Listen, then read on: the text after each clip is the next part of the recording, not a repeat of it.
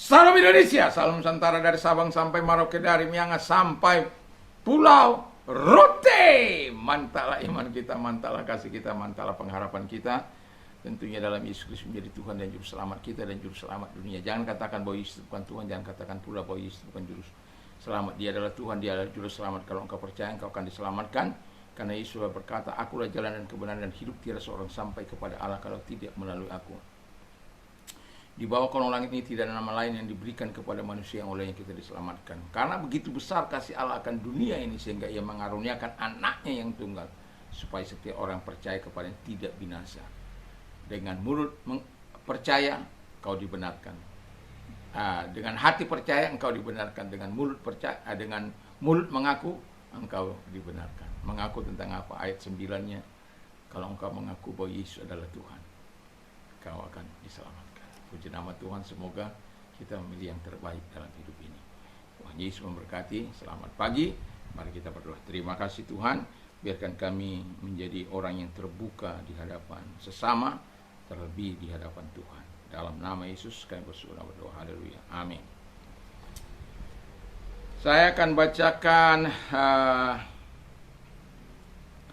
Mazmur 18 ayat 26 sampai dengan 27. Demikian bunyi firman Allah. Terhadap orang yang suci engkau berlaku suci, terhadap orang yang bengkok engkau berlaku berbelat-belit.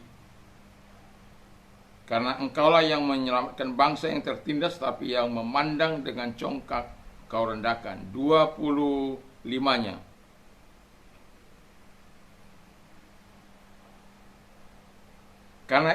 Karena itu Tuhan membalas kepadaku sesudah kebenaranku, sesuai dengan kesucian tanganku di depan mataku.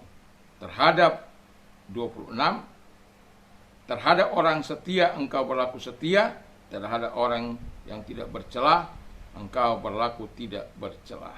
Haleluya, puji nama Tuhan. Jadi tema kita adalah terbuka di hadapan Tuhan, ya.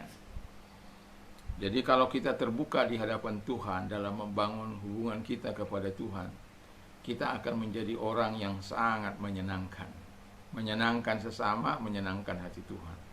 Karena kita terbuka kepada Tuhan. Nggak ada yang kita tutup-tutupi, nggak ada yang kita simpan-simpan di hadapan Dia. Demikian juga pergaulan kita dengan sesama, tidak ada motif-motif yang terselubung. Kita memang terbuka, dan itu membuat kita akan menjadi nyaman di hadapan Tuhan dan di hadapan sesama kita. Tidak ada yang perlu kita takuti, bagaimana mereka akan memperangkap kita, bagaimana mereka mencoba menjebak kita dan lain sebagainya. Karena apa?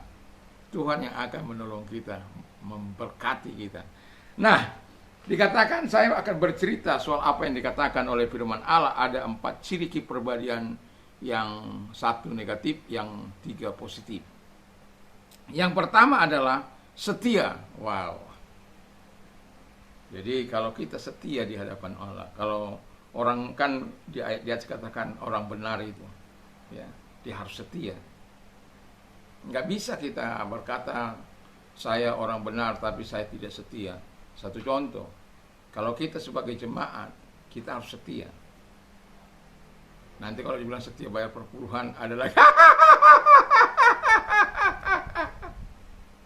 setia beribadah, setia berdoa, setia membaca firman Allah, setia melayani, setialah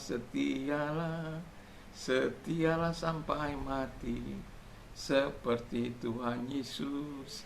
Setialah sampai mati, apakah balasanmu untuk kasih setianya? Setialah sampai mati. Iya kan gitu. Jadi apa balasan kita untuk dikesetiaannya? Ya setia. Karena dia setia. Makanya dibilang kalau engkau setia, dia setia. Banyak orang baik, tapi yang setia siapa ditemukan?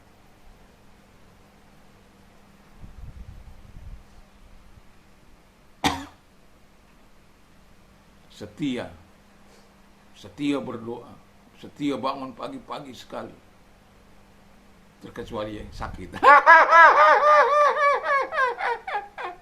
Ya kan nggak mungkin. Ya, kita dalam sakit itu kadang-kadang kan pagi udah jam 1 pun masih berdoa. Ya, nggak bisa tidur soalnya. Itu exception, terkecualian, pengecualian ya. Setia. Yang kedua yang kita lihat adalah tidak bercelah. Ya, hidup ini tidak bercelah di hadapan manusia, itu bagus dan betul-betul diharapkan. Dan tidak bercela juga di hadapan Tuhan. Dan mata Tuhan itu tidak bisa ditipu. The eyes of the Lord are in every place, beholding the wicked and the good. Jadi mata Tuhan itu ada di segala tempat untuk melihat orang berbuat baik atau berbuat jahat. Nggak mungkin kita bilang, aku bisa bersandiwara kok. Nggak bisa. Di tempat-tempat tersembunyi pun Tuhan tahu. Bahkan ke dunia orang mati pun, dia ada di sana. Kau pergi ke langit, dia ada di sana. Nggak ada tempat baginya untuk bersembunyi. Tidak ada tempat bagi kita untuk bersembunyi dari hadapan dia. Dan hidup tidak bercelah itu sesuatu yang sangat menyenangkan hati Tuhan. Perilaku yang tidak bercelah, ya, sesuatu yang menyenangkan guru-guru. Jangan seperti di Jayapura yang terbaru itu muridnya, masih anak-anak, dicabuli, ngeri kadangkala.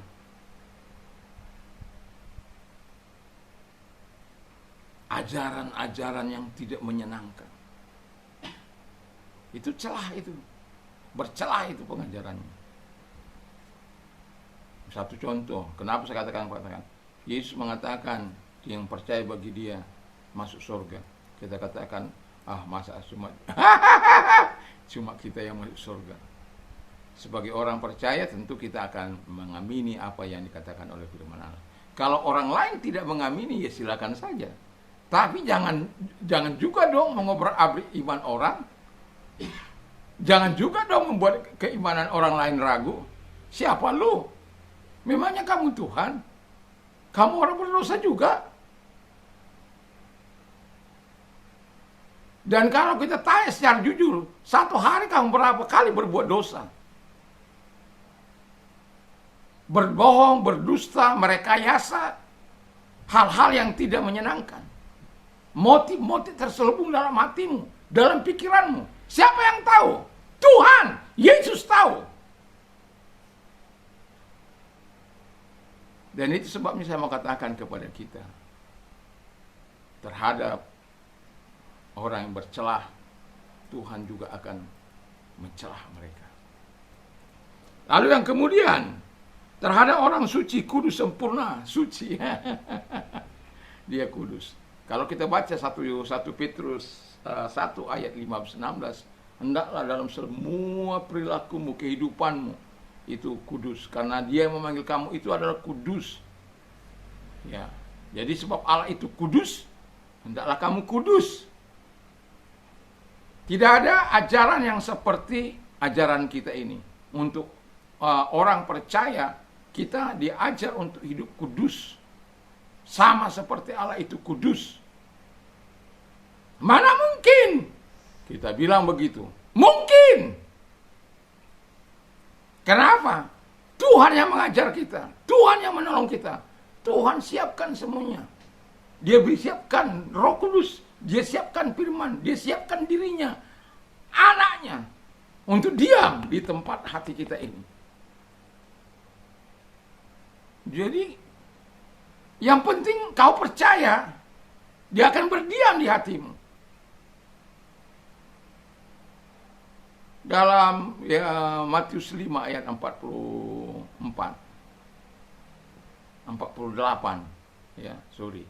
ayat 48. Hendaklah kamu sempurna sama seperti Bapamu adalah sempurna. Standarnya bukan lagi manusia, Bapa standarnya. Siapa yang meragukan kekudusan Bapa? Standar itulah yang diterapkan oleh Bapa kepada kita. Apakah Bapa dengan maksud untuk menyiksa kita, untuk memasukkan kita ke neraka. Tidak. Karena dia itu kudus. Makanya orang-orang yang masuk kepada dia harus hidup kudus. Kalau manusia daging kita nggak mungkin. Tapi kalau manusia roh kita, bisa terjadi. Karena apa? Bapa yang akan menolong kita. Wow. Itu sebabnya kita harus hidup kudus. Karena Bapa memampukan kita untuk hidup kudus. Dan yang terakhir, orang yang bengkok, berbelat-belit. Ada satu ayat dalam Galatia 6 ayat 7 nanti bisa dibaca. Jangan sesat, Allah tidak membiarkan dirinya dipermainkan. Karena apa yang ditabur orang itu juga yang akan dituainya. Kalau kamu menabur tipu muslihat, kamu juga akan menuai tipu muslihat. Kalau engkau menabur ketidakjujuran, engkau juga akan menabur ketidakjujuran. Makanya Tuhan katakan kepada orang yang bengkok, Tuhan itu berbelat-belit. Dia akan persulit kehidupan rohaninya. Sehingga dia tidak bisa lagi untuk melihat kehidupan di masa yang akan datang. Kepahitan, kegetiran akan dia alami sepanjang umur hidupnya. Terkecuali dia bertobat dan mengaku berbalik kepada Yesus. Wah, mantap Tuhan itu. Ini sebagai orang percaya kita tidak perlu meniru hal-hal yang bengkok. Bukan berarti orang percaya nggak ada bengkok. Banyak itu juga orang yang bengkok. Buktinya ada yang masih menjudi itu bengkok itu hatinya. Ada yang menipu itu bengkok itu hatinya. Ada yang hidup asal-asalan bengkok itu hatinya. Ada yang masih berzina bengkok itu hatinya. Ada itu menggoda-goda istri orang lain bengkok itu hatinya. Ada udah beristri mengaku tidak beristri, bengkok itu hatinya. Terhadap orang seperti itu, Tuhan berdolak-dalik. Artinya begini mau saya bilang. Ketika engkau hidup dalam ketidakbenaran, hatimu bengkok, Tuhan akan menjauhkan engkau dari rahmat-Nya, dari anugerah-Nya. Ketika engkau jauh dari rahmat-Nya dan anugerah-Nya, sangat sulit hidup ini. Kehidupan batinmu yang paling kita dambakan untuk senantiasa tentram, damai, sukacita, itu akan hilang dengan sendirinya dari hatimu. Dan mungkin akan jauh lebih mengerikan dari apa yang dialami oleh Daud. Baca itu, Mazmur 51 itu, supaya engkau tahu apa yang dialami oleh Daud ketika dia melakukan apa yang jahat di hadapan Tuhan dengan berzina kepada Batseba. Allah nggak pernah merestui orang-orang yang melakukan kejahatan seperti itu. Walaupun Tuhan akhirnya mengampuni karena dia mengakui. Tapi Allah tidak pernah merestui hal-hal kejahatan. Itu hebatnya Tuhan itu. Tidak ada perintah untuk mengambil istri orang.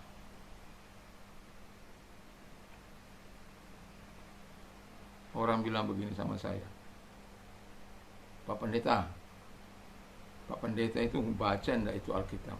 Iya, saya baca. Kenapa? Itu loh, Abraham aja istrinya berapa? Yang paling fenomenal itu lagi si Salomo, 300 gundik, 700 istri. Apa itu? Lo katanya hanya satu. Mana dong, nggak benar dong itu. Terus saya bilang begini, ya memang nggak benar itu. Buktinya akan terhilang.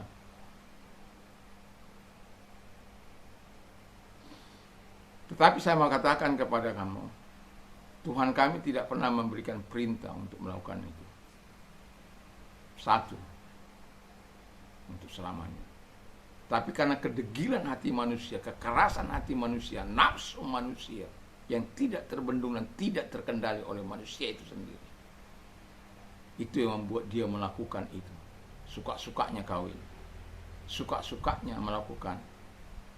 Memutar balik kebenaran. Buktinya Alkitab itu begitu. Jadi Alkitab tidak pernah mengajarkan untuk kawin lebih dari satu. Tidak ada perintah. satu untuk selama. Bahkan Yesus juga mengatakan apa yang disatukan oleh manusia, apa yang telah disatukan oleh Allah tidak boleh dipisahkan oleh manusia. Itu hebatnya Tuhan itu. Kalau ada orang bercerai, itu karena degil hatinya. Dia tidak menjalankan firman Allah, ampuni, mengasihi. Itu karena mereka tidak melakukan. Ya, siapa mau Tuhan disalahkan, mau Allah disalahkan, mau firman-Nya, mau firman-Nya disalahkan, nggak bisa. Karena Tuhan sudah memberikan perintah yang baik. Kalau orang melakukan perintah itu, selamat dan diberkatilah. Dan itu sebab saya katakan, terbuka di hadapan Allah itu menjadi sesuatu yang sangat menyenangkan. Terbuka di hadapan Tuhan itu awal dari segala pembaharuan yang akan Tuhan lakukan. Terbuka di hadapan sesama teman itu akan menyukakan teman-teman bergaul dengan kita. Dan itu sebabnya jadilah orang yang terbuka dengan Tuhan dan sesamamu. Dan jangan pernah menyembunyikan sesuatu untuk melakukan hal-hal yang tidak berkenan di hadapan Allah. Dan karena itu akan menghambat hubunganmu dengan Tuhan dan juga bisa melukai orang-orang lain. Tetapi apabila engkau terbuka di hadapan Allah, belajarlah juga terbuka kepada sesamamu. Kalau engkau menikmati kepuasan sebagaimana firman Allah katakan, bagikan juga, ajar juga kepada mereka supaya mereka belajar terbuka di hadapan Allah. Satu contoh begitu. Misalnya kita sudah marah, kelewat. Ya, ampuni saya Tuhan, hari ini saya hilang. Tapi saya mengakui kehilapan saya, dosa saya. Mungkin juga memandang wanita cantik.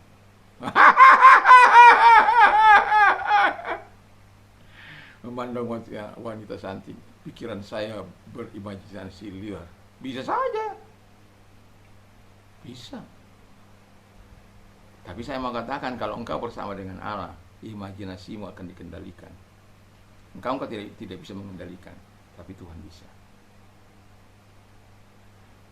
Cukup engkau mengatakan, terima kasih buat makhluk yang engkau ciptakan begitu rupa, begitu cantik.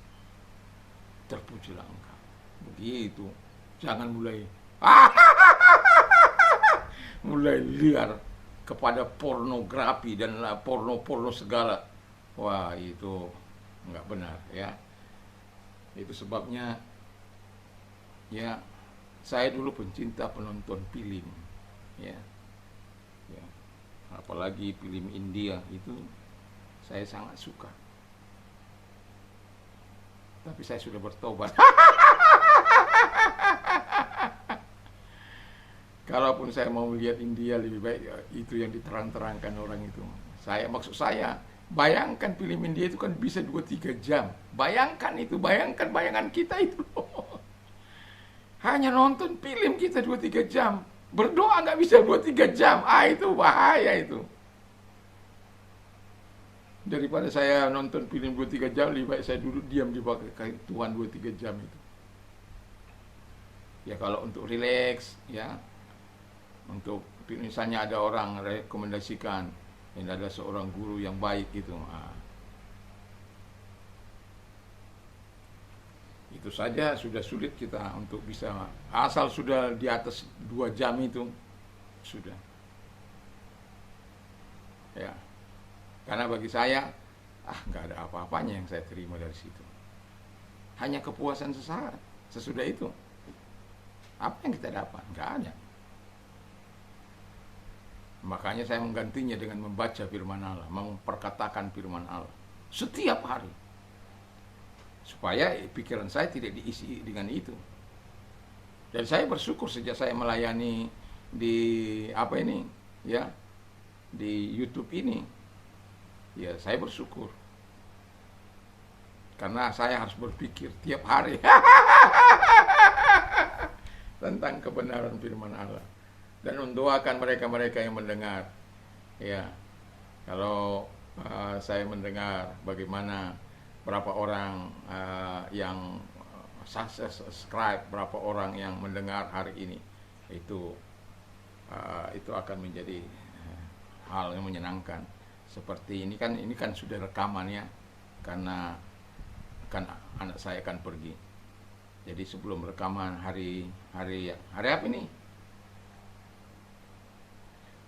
Hari Rabu, ya, hari Rabu itu pendengar saya itu 490-an ya, yang mendengar dari semua yang ada. Kenapa saya tiap hari melihat itu? Supaya ada bahan doa saya kepada mereka yang mendengar, yang sudah mendengar, mereka dikuatkan. Saya berharap mereka mengalami impartasi dari firman Allah itu. Mereka mengalami kekuatan dari firman itu. Mereka mengalami kesegaran daripada firman Allah itu. Dan firman Allah itu saya yakini dia tidak akan pernah kembali dengan sia-sia. Dia akan melaksanakan sesuai dengan apa yang diperintahkan dan akan berhasil dengan apa yang disuruhkan kepadanya. Dan karena ini hanya satu kali, jadi agak panjang. Ya, jadi itulah yang mau saya katakan kepada kita. Biarlah kita terbuka di hadapan Tuhan dengan menunjukkan kepribadian yang sehat, bukan kepribadian yang tidak sehat. Tuhan Yesus memberkati kita. Mari kita tunduk kepada kita berdoa. Terima kasih Tuhan, kami mau terbuka di hadapan Allah, karena terbuka itu adalah awal dari pembaharuan yang akan Tuhan kerjakan di dalam hidup kami. Dan terima kasih Tuhan Yesus. Kami juga berdoa kepada mereka-mereka yang sakit, apapun sakit mereka Bapa di surga, kiranya Engkau mau datang kepada mereka. Kalau Engkau orang yang membutuhkan pertolongan, kesembuhan, datang pada Tuhan, dan kita berdoa bersama-sama dan arahkan kedua belah tanganmu kepada Tuhan. Biarkan Tuhan yang menumpahkan tangan atas Engkau, sehingga Engkau menikmati mujizat dan kuasanya. Mari kita berdoa. Tuhan Yesus, Engkau melihat tangan-tangan yang diangkat kepadamu. Dalam nama Yesus, segala sakit penyakit yang mereka derita, aku perintahkan keluar. Hancurkan dengan kuasamu. Roh Tuhan menolong mereka dan memberkati mereka. Terima kasih Bapa di surga, terima kasih. Kami sungguh bersyukur, kami berterima kasih buat kesembuhan yang Kau berikan kepada mereka. Dan kami juga mau berdoa kepada mereka-mereka yang berbeban berat. Tuhan Yesus, kami tahu bahwa Tuhan, ada banyak orang-orang beban berat yang sedang menderita, sedang menangis, dan pada akhirnya mereka keluar dari kebenaran firman Allah, pergi ke dukun-dukun, pergi ke orang pintar. Tetapi Engkau mengatakan supaya kami mendoakan orang-orang ini Bapa di surga, dan kami mau berdoa bagi mereka. Kalau Engkau orang yang mau didoakan, mari angkat kedua belah tanganmu, kita menyerahkan diri kepada Tuhan. Tuhan, lihat tangan-tangan yang diangkat kepadamu saat ini Tuhan Bapa di surga. Dalam nama Yesus, Tuhan menolong mereka. Kami sudah datang memenuhi undanganmu. Kami Engkau undang untuk datang kepadamu. Kami sudah datang untuk belajar kepadamu. Kami sudah datang untuk memikul kukmu. Kami sudah datang. Dan terima kasih Bapa di surga. Kiranya Engkau Allah yang akan menolong setiap mereka untuk melakukan yang terbaik dalam hidup mereka. Membebaskan mereka dari segala beban-beban berat mereka. Kami tidak tahu apa beban berat mereka, tapi kami tahu bahwa ada banyak beban-beban berat itu. Bisa persekusi, bisa penganiayaan, bisa masalah kehidupan. Di mana masalah kehidupan, ada rumah tangga, ada hal-hal piutang-piutang dan lain sebagainya. Dan juga beban-beban yang berat. Tuhan Yesus, Engkau yang akan melegakan mereka dan menolong mereka dan mengeluarkan mereka dari segala hal yang memberatkan mereka. Dan kiranya Tuhan menolong mereka untuk mereka mengalami kelegaan dan mengalami pertolongan, jawaban-jawaban doa yang mereka naikkan kepadamu. Terima kasih, kami bersyukur dalam nama Yesus. Amin. Tuhan Yesus memberkati kita. Mantap, mantap, mantap.